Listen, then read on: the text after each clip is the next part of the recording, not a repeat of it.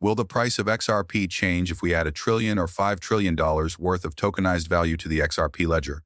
On this topic, there has been a great deal of disinformation and misunderstanding. In fact, as I've learned more over the years, I've had to alter the way I think about all of this. I want to clear up some major misunderstandings today and find a permanent solution so that this can be resolved. People's misconceptions about the XRP ledger's tokenization. Guys, let's get started on this. For some of us, hearing this will be difficult, but it will also be an opportunity to learn and gain empowerment so that we can all agree on tokenization. It all began when I came upon this post made by a person named Costa. "This is huge," he says. "XRP would be worth $473,000 if 10% of all assets were tokenized on the XRP ledger." I'm not kidding, the person replies. "Check out the thread below if you still don't trust me." Let's examine what they have to say here. I'll then offer you the correct facts and point out where they're making mistakes. It states that if Ripple is correct in predicting that 10% of global assets, or 50 trillion, will be tokenized in 5 years, the volume of inflows and utility will undoubtedly cause the price to soar, not to mention a supply shock that could drive it even higher. Says, for those so XRP, it has a market cap multiplier. In case you were unaware, the price will climb by 516% for every $10 billion in inflows. Among the most common myths is this one. Actually, the market cap multiplier is now at 500x, but it only applies to inflows and outflows, such as purchasing or disposing of fresh XRP on the open market. Tokenized value is unrelated to it. Tokenized value cannot be multiplied by market capitalization. That is not how it operates. Furthermore, the market cap multiplier will not remain at 500x for the remainder of our lives. Due of its illiquidity, it will only function for the first few trillion. You won't have this absurd market cap multiplier if there is a lot of liquidity on the chain. And I've noticed that more and more people make mistakes and are perplexed by this. That's the reason we're creating this video. Phil Kwok's market capitalization multiplier is even mentioned here. I do think the first few $1 billion will see a market multiplier. However, it will be comparable to what we are witnessing with Bitcoin, which is roughly 5 or 7 times after we surpass the trillion or trillion and a half market size. The cost then says, let's do some math now.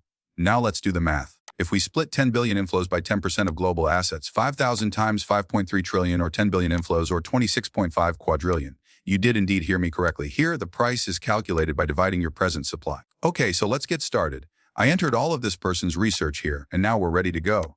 These posts contain extremely speculative and inaccurate computations.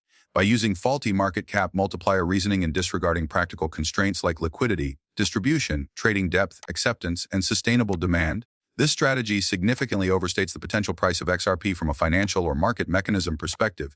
The assertion begins with the assumption that by 2030, 10% of all assets worldwide, or 50 trillion, will be tokenized on the XRP ledger. It is improbable that 50 trillion would enter the XRP ledger directly, even if it were tokenized.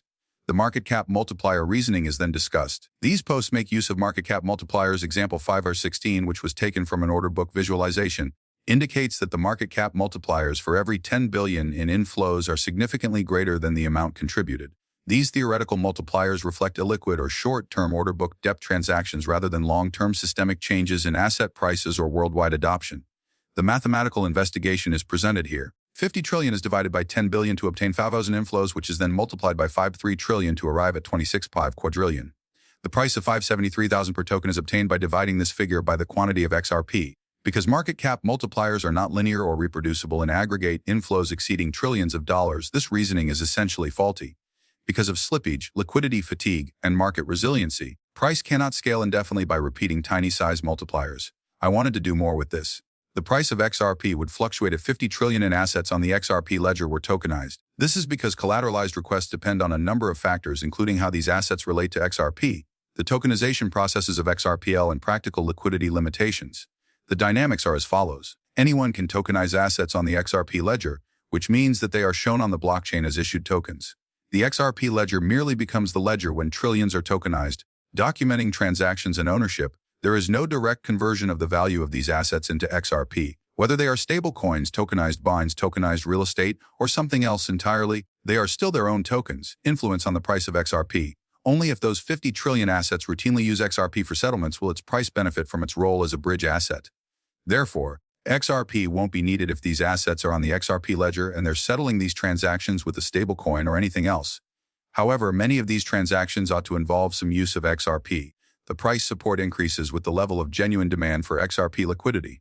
Therefore, there will be greater demand and support for XRP if it is used extensively for all of this tokenized value. There is no direct price impact for XRP regardless of the overall value if XRP is not needed, if assets are simply recorded or transacted without utilizing XRP, or if UST is traded for tokenized stocks. Tokenized demand is driven by utility. Only when there is genuine, ongoing demand for XRP as collateral or as a bridge, for example, institutional payment flows, liquidity provisions for decentralized exchanges, or novel use cases on the XRP ledger, do price increases take place. Let's take an example where you have $1 trillion and you need to use XRP to collateralize that $1 trillion with whatever amount you choose. That would make XRP more desirable. The 50 trillion in tokenized value is not backed by XRP if it is backed by XRP and is not automatically backed, depending on the architecture. Each tokenized asset value is independent and may be supported by reward assets, fiat money, or smart contracts. In contrast to non-XRP native tokens on the XRP ledger, backing indicates that the asset is redeemable for XRP or that XRP is retained as collateral. XRP is native to only a few tokens. The only assets that would link their value to XRP demand are those that need it for settlements, like liquidity pools or specific institutional transfer methods. How does the XRP ledger's value flow? Issuer trust lines were issued. When users exchange tokenized US dollars, issuer trust lines are used to handle tokenized assets. In those use cases, XRP equities or stablecoins might not even be mentioned. When XRP is used for network costs or transfers, it must pay modest network fees, which are drops, but these are insignificant in comparison to the overall movements of assets. In summary, if the 50 trillion figure is the maximum amount of assets that could be listed on the XRP ledger without being backed or collateralized by XRP, then XRP will only profit if there is a significant and ongoing demand for real-world transactions that requires users to purchase and hold XRP as collateral or settlement. Unless the ecosystem design needs or encourages its use at scale, most tokenized value might not directly use XRP. Then I asked my audience if the price would still be extremely low if the XRP ledger contained trillions of dollars worth of tokenized value in the future. Guys, I hope you liked the video. Thank you, and goodbye. I recently created a course to help XRP novices, intermediates, and specialists better grasp the XRP ledger and how it affects the business. There is a link in the description if you would like to receive that course for free. After completing the course, kindly let me know your thoughts.